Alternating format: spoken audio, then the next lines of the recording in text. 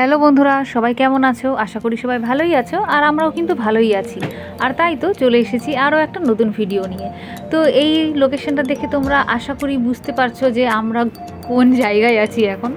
তো যাই হোক, তো আমরা মালদায় এসেছিলাম, ছেলের একটা পরীক্ষার ব্যাপার ছিল। তো ভাবলাম এসেইছি যখন, তখন একটু ঘুরে টুরে তারপরেই বাড়িতে যাব। আর তাছাড়াও দিনটা ছিল রবিবার, তাই কোনো চাপের ব্যাপার ছিল না। তো আমরা মালদা পার হয়ে কিন্তু এখন মুর্শিদাবাদ ডিস্ট্রিক্টে ঢুকে গেছি। এই জায়গাগুলোর উপর দিয়ে অনেকবার গেছি আসছি, কিন্তু কখনো নেমে এই সাইডগুলোতে ঘুরতে আসা হয়নি। যারা এই জায়গাগুলোর সঙ্গে পরিচিত না, তারা বুঝতে না পারলেও যারা এই জায়গাগুলোর সঙ্গে পরিচিত, তারা কিন্তু বুঝতেই পারছে যে আমরা এখন ঠিক কোন জায়গায় যাচ্ছি। তো ফারাক্কার যে মহা শ্মশান আছে সেইখানেই যাব। তো এর আগে কখনো এখানে আসার আমার সৌভাগ্য হয়নি। এবার যখন এসেইছি, ভাবলাম যে সব কিছু ঘুরে দেখে তারপরেই বাড়ি যাব। তো এই যে বলতে বলতে চলেও এসেছি, চলো ভিতরে এবার যাওয়া যাক। এটা হলো শ্মশানকালী মন্দির। তো মন্দিরটার ভিতরে দেখো কত সুন্দর পরিষ্কার পরিচ্ছন্ন, আর মন্দিরটাও কত সুন্দর। বিকেলবেলায় এখানে কিন্তু লোকজন বসেও রয়েছে দেখলাম। তো দরজায় তালা দেওয়া থাকলেও দরজার বাইরে দিয়ে কিন্তু মায়ের দর্শন করলাম। আমরা যে কোনো মন্দিরে গেলে কিন্তু 3 বার হোক 7 বার হোক সেটাকে প্রদক্ষিণ করি।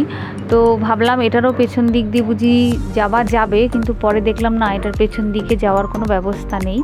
আর এই মন্দিরে কিন্তু এই যে নতুন দম্পতিরাও আসে, মানে বিয়ের পরে অষ্টমঙ্গলা বা কিছুতে এখানে কিন্তু পুজো দিতে আসে। আর ঠিক মন্দিরটার সামনেই কিন্তু একটা শিব পার্বতী রয়েছে, আর তার সামনে কিন্তু খুব সুন্দর করে একটা আলপনা দেওয়া রয়েছে।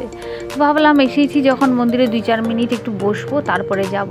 মন্দিরের ভেতরে অনেক কটা গরু কিন্তু ঘাস খাচ্ছিল, আর তার সাথে ছিল একটা বক।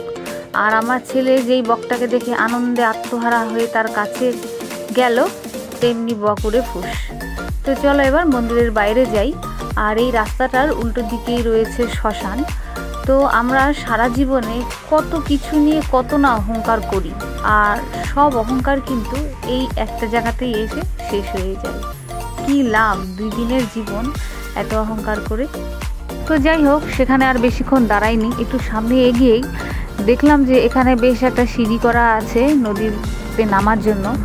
তো এখানে একটু নেমে দেখলাম একটা স্টিমার বা লঞ্চ কিছু একটা বলে, এটাই আছে, আর বিশেষ কিছুই নেই।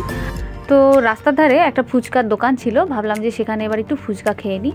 তো ফুচকা খাওয়ার সময় হলো কি, মানে লক্ষ্যই করিনি কখন যে পিছন থেকে একটা গরু এসে আমার ছেলের হাত থেকে ফুচকা খেয়ে একদম হাতটা চেটে দিয়ে চলে গেল। আর ছেলে তো মানে হতবাক হয়ে গেল, মানে ও কিছু বোঝার আগেই গরু ওর হাত থেকে খেয়ে হাত চেটে দিয়ে চলে গেল। তো যাই হোক, এবার চলো সামনের দিকে। এবার গাড়িটা নামানোর একটা ব্যবস্থা আছে, মানে রাস্তাটা ওই রকম করাই। তো সেখান দিয়ে গাড়িটাকে নিচে নামিয়ে পার্ক করে এবার ছেলে আর ছেলের বাবা স্নান করবে। আসলে এত দূর যখন এসেইছি, আর ছেলেটারও কয়েকদিন থেকে বিশেষ শরীরটা ভালো যাচ্ছে না, তো গঙ্গায় স্নান করার এত সুন্দর একটা সুযোগ কেমন করে হাতছাড়া করি। তাই ছেলে আর ছেলের বাবা এখানে স্নান করবে। আর ফেসবুকে তো একটা কড়া ইনস্ট্রাকশন আছে যে বাচ্চাকে কোনোভাবে মানে জামা ছাড়া ক্যামেরার সামনে আনা যাবে না, তাই সেই সব আর দেখালাম না। তো স্নান ওদের হয়ে গেছে। আর এই যে এইখানে দেখো নীল রঙের, এখানে না ইলিশ মাছ সংরক্ষণ করে, তার জন্য এই যে এইরকম করা। আমরা আমাদের দৈনন্দিন জীবনে হাজার ব্যস্ততা আর দুর্ভাগ্যের মাঝে মাঝে মাঝে কেমন যেন হাঁপিয়ে উঠি। ঠিক তখন কিন্তু এরকম একটা শান্ত নিরিবিলি জায়গায় এসে কিছুক্ষণ বসে থাকলে বেশ ভালো লাগে। আর তাছাড়া এরকম একটা ছুটির দিনে কিন্তু নিজের পরিবারের সঙ্গে সময় কাটাতে কার না ভালো লাগে বলো। তো যাই হোক, এই যে সামনে এবার এগিয়ে এসে এবার ব্রিজের নিচের জলের স্রোতটা একবার দেখো, এতটা স্রোত। তো এখানে না জলের স্রোতের দিকে কিছুক্ষণ তাকিয়ে থেকে যেই সূর্যের দিকে আবার তাকাচ্ছিলাম, তো শরীরের মধ্যে না একটা অন্য রকমের অনুভূতি হচ্ছিল। মনে হচ্ছিল যে আমি একটা বড় কোনো জাহাজে আছি, আর জাহাজটা জলটাকে ঠেলে সামনের দিকে এগিয়ে যাচ্ছে। শরীরের মধ্যে আর মাথার মধ্যে ঠিক একই রকমের অনুভূতি হচ্ছিল। তো আমি প্রথমে ভাবলাম যে আমার ওটা মনের ভুল, তারপরে 2-1 বার করলাম ট্রাই, তো দেখি না একই রকম হচ্ছে। তারপর যখন ছেলেটাকে বললাম, ও বলছে কি মা, আমারও না ঠিক একই রকমের অনুভূতি হচ্ছিল। তো অন্য কারো এই ব্যাপারটা হয় কি না আমি ঠিক জানি না। আমি তো প্রথমেই বললাম যে আমি এখানে প্রথমবার এসেছি, আর আমার অনুভূতিটা ঠিক এরকম ছিল। তো এই ফারাক্কা ব্যারেজ থেকেই কিন্তু হুগলি নদীতে জল পাঠানো হয়, আর তাতে করে কলকাতা বন্দরের নাব্যতা ঠিক থাকে।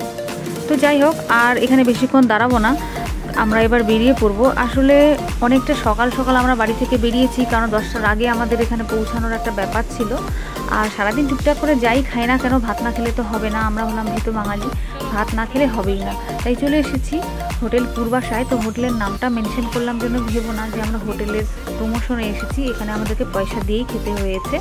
তবে গঙ্গার পার্শ্ববর্তী এলাকা হওয়ায় এখানে যা বুঝলাম মাছটা হয়তো সুলভ মূল্যে পাওয়া যায়, তাই সবজি তরকারি সবই একটা মাছ মাছ ব্যাপার ছিল। তাই যাই হোক, খাওয়া দাওয়া আমাদের শেষ। এবার কিন্তু আমরা এখান থেকে বেরিয়ে পড়লাম। এবার আর কোথাও দাঁড়াবো না, একদম সন্ধ্যাবেলায় চা খাওয়ার জন্য দাঁড়াবো। তো এই যে চা খেতে দাঁড়িয়ে পড়েছি রূপাহারে। সাধারণত আমি দুধ চা খাই না, তো বর বললো একদিন খাও, কিছু হবে না। তো এই দোকানে চা তো ভালো ছিলই, তার থেকেও বেশি আকর্ষণীয় ছিল এই কাপ। এই কাপটা দেখেই আমার মানে চায়ের স্বাদ দ্বিগুণ হয়ে গেছে। তো যাই হোক, আমার আজকের ভিডিওটা বন্ধুরা এখানেই শেষ করছি। দেখা হচ্ছে আবার নতুন কোনো ভিডিওতে। ততক্ষণ সবাই ভালো থেকো, সুস্থ থেকো। আর আমার ভিডিওটা যদি ভালো লেগে থাকে অবশ্যই একটা লাইক করে দিও। বাই।